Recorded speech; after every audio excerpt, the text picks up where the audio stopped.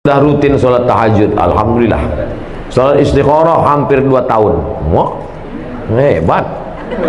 Tapi belum juga Allah kabulkan jodoh saya. Ada kawan saya sholat wajib pun dia tak jelas. 2 bulan langsung dilamar.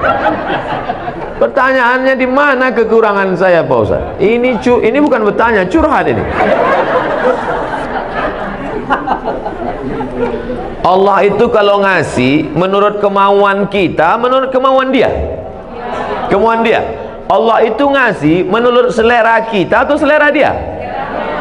Jadi ada satu ibadah yang tidak perlu mengeluarkan air liur, bukan baca Quran, tidak perlu mengeluarkan keringat, bukan tawaf dan sa'i, tidak perlu mengeluarkan tenaga karena dia bukan jihad, tidak perlu mengeluarkan darah karena bukan fisabilillah, tidak perlu mengeluarkan uang karena dia bukan infak sedekah. Diam saja. Apa itu ibadah yang tertinggi? Ridha, menerima ketetapan Allah Subhanahu wa taala.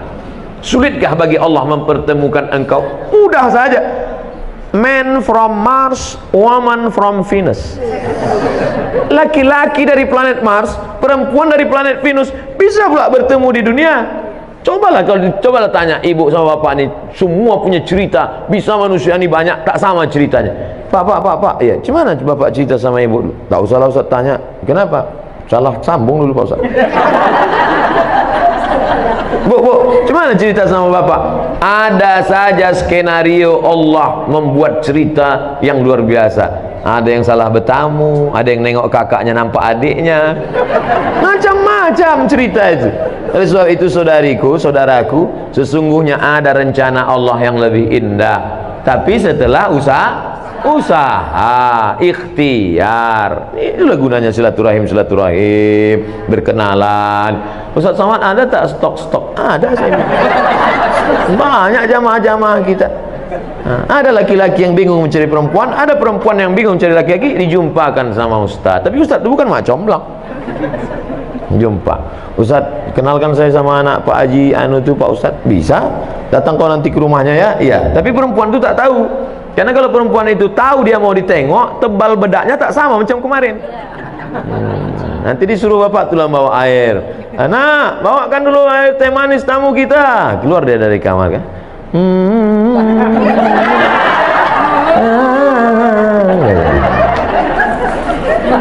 Insya Allah Allah akan pertemukan, tapi dengan syarat sabri wassalah, banyak-banyak sabar dan salat. Apakah rezeki itu diatur Allah? Ya. Apakah umur itu diatur Allah? Ya. Apakah mati itu diatur Allah? Ya. Mungkinkah ada orang lain intervensi di luar pengaturan Allah? Tidak. Lalu kenapa risau?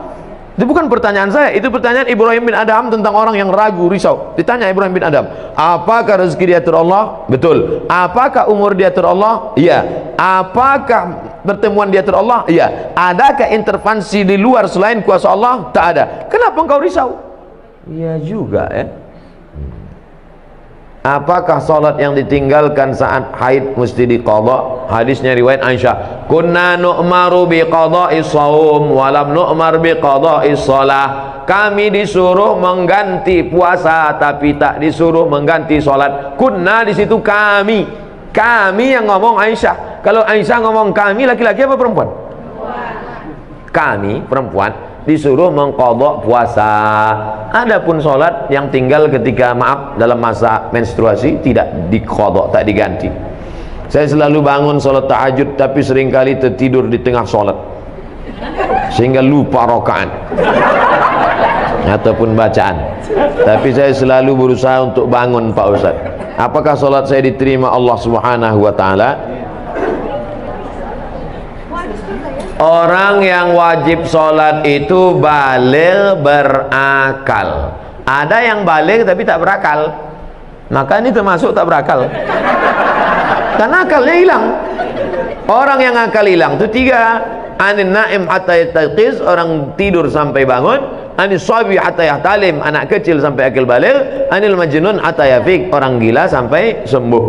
Jadi waktu mau cuci muka wudhu itu, cuci bersih-bersih, gosok-gosok kepala ini, ayatnya jangan terlalu panjang. Udah tahu ngantuk berat, dibaca pula Yasin. Itu tidurlah. Baca qul huwallah, inna ataina wal asri. Nah itu. Tapi kalau qul huwallah pun tertidur juga, ini parah betul ini. Orang yang cepat, orang yang banyak tidur itu dua kemungkinan. Pertama, kurang gizi. Kedua, diganggu setan. Oleh sebab itu baca-baca banyak auzubillahi samil alim minasyaitonir rajim, auzubikalimatillahit tammati min kulli syaitani wa hamati wa min kulli ainil lammah.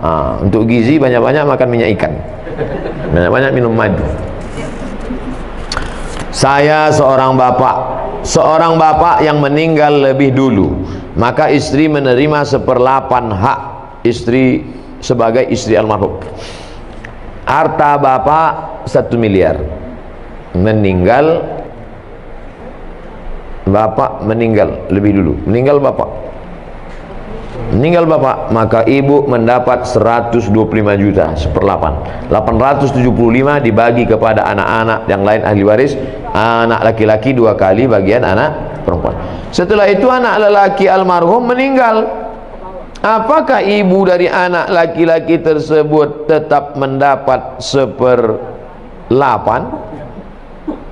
Tetap dapat 1/8, karena makna walakum nisfu ma taraka azwajukum illam yakul lahunna walad.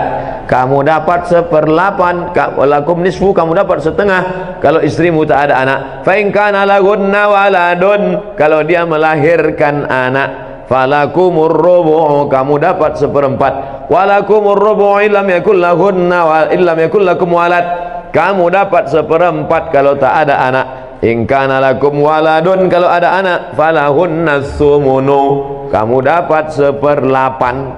Maka tetap dapat 1/8. Sedangkan sebelumnya ibu sudah mendapatkan hak waris sebesar 1/8 dari almarhum suami. Setelah itu anak lelaki almarhum meninggal. Apakah ibu itu dapat harta warisan dari anaknya yang mati itu? Dapat 1/6. Fali ummihi sudus, fa in kana lahu ikhwatun fali ummihi sulus. Tapi kalau anak ini ada punya saudara, ibu dapat 1/3. Ini tentang pembagian ibu kalau anaknya meninggal. Ibu kalau anak ibu meninggal dunia, ibu dapat 1/6. Istri dia, menantu ibu, dapat pula dari anak laki-laki ibu tadi. Jadi dapat. Oh kok gitu dapat 2 kali dia Pak Ustaz? Itu makanya umur panjang. Asal mati orang dapat. Kalau ada hubungan waris, mudah-mudahan kita panjang umur. Amin. Wah, banyak yang mau dapat lah. Ada kisah Imam Syafi'i menginap di rumah Imam Abdullah bin Hambal, dan putrinya melihat Imam Syafi'i tak sholat tahajud. Dijawab Imam Syafi'i karena memikirkan 7 masalah umat. Dalam kajian lain di Ihya Ulumuddin ini nama kitab, nama penulisnya Imam Abu Hamid Al-Ghazali, meninggalnya 505 Hijrah. Kitab yang paling bagus tentang psikologi Islam, tentang masalah hasad, masalah dengki, masalah busuk hati. Ini kitab Ihya Ulumuddin, bagus. Bahwa ibadah yang bersifat fardu ain lebih diutamakan dibanding fardu kifayah. Bagaimana pendapat Ustadz tentang hal tersebut? Ada kontradiktif antara perbuatan Imam Syafi'i dengan ucapan Imam Syafi'i. Katanya ibadah yang fardu ain lebih utama dibanding fardu kifayah. Sedangkan dalam riwayat kehidupannya dia tidak sholat tahajud karena memikirkan 7 masalah umat. Memikirkan masalah umat itu kan fardu kifayah. Sedangkan sholat tahajud sunat, bukan fardu ain. Tahajud bukan fardu ain, kecuali ditinggalkannya sholat wajib. Kok kenapa tak sholat wajib? Aku memikirkan umat nih sekarang. Itu tak betul. Dan tidak pula tiap malam. Imam Syafi'i bukan tiap malam dia tak tahajud. Jadi ceritanya Imam Syafi'i bertamu ke rumah Imam Ahmad bin Hambal. Paginya ditanya sama anaknya, ya itu siapa ya? Kok aneh kawan ayah itu? Kenapa? Ada 3 aku lihat. Yang pertama, kuat kali makan dia, habis makanan. Yang kedua, dia tadi sholat subuh tidak wudhu. Yang ketiga, dia tak tahajud. Kata Imam Ahmad bin Hambal, itu Imam Syafi'i, guru saya. Imam Ahmad bin Hambal itu murid Imam Syafi'i ketika sedang berada di Baghdad, Irak. Imam Syafi'i meninggal 204, Imam Hambali meninggal 241.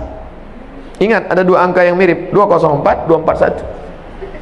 Kenapa dia sholat subuhnya tidak wudhu? Karena wudhu isyanya tak batal. Kenapa dia tak tahajud malam itu? Karena tahajud amal pribadi.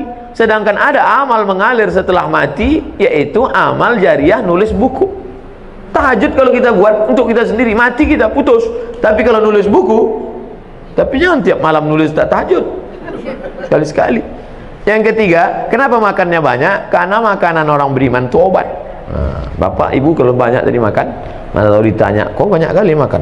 Ini obat.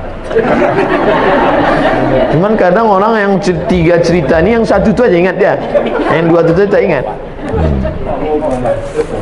Makanan orang beriman itu la ya'kulu ta'amaka illa taqiyun. Tidak ada yang memakan makananmu kecuali orang yang bertakwa. Yang menyiapkannya takwa, yang memakannya pun orang takwa. Semua yang saya makan di rumah ini, yang kita makan di rumah ini, jadi amal soleh. Kenapa? Karena orang beriman itu makan liyuqima sulbahu, untuk menegakkan tulang belakang. Asal udah tegak tulang belakang, stop. Jadi kalau bapak ibu nampak nanti saya makan ini, ambil ini, ambil ini, Ustaz kok banyak kali makan? Aku kalau tidak begini tak tegak tulang belakang. Boleh tak sholat tahajud 10 menit sebelum azan subuh? Waktu tahajud dari sejak isya sampai azan subuh. Jakarta subuhnya sekarang jam berapa? 4:06. Jam 4 sholat tahajud sah. Tapi jangan tiap malam. Sekali. Jam 4 udah berbunyi, udah suara mengaji di masjid, boleh. Yang penting belum masuk waktu subuh. Saya tidak mengatakan azan. Saya tak mengatakan azan, belum masuk waktu subuh. Karena banyak juga sekarang muazin azannya sudah masuk beberapa saat, dia pun ketiduran juga. Boleh tak witir 1 rakaat Pak Ustaz? Sesikit-sikit witir 1 rakaat. 3, 5, 7, 9, 11. Habis. 11 paling banyak. Jadi kalau ada orang sholat witir 1 rakaat sah. Tapi masa iya mau masuk surga 1 rakaat? Terus dia tengok malaikat, berapa witir kau? 1. Mak, sedikit kali kata malaikat. Pede kali kau masuk ke sini 1. Imam Ahmad bin Ambal, Imam Hambali, salat dari isya sampai subuh. Nabi, wala sawfa yu'tika rabbuka fatardo, apapun yang kau mau ku kasih Muhammad, sampai bengkak kakinya. 1 rakaat mau masuk surga. Kau masuk surga? Ya Allah, di kaki 5-nya pun tak apa-apa lah. Mudah-mudahan kita masuk surga Jannatul Firdaus. Idza sa'altumullah, kalau kau minta kepada Allah, fas'aluhul firdaus, mintalah surga Jannatul Firdaus.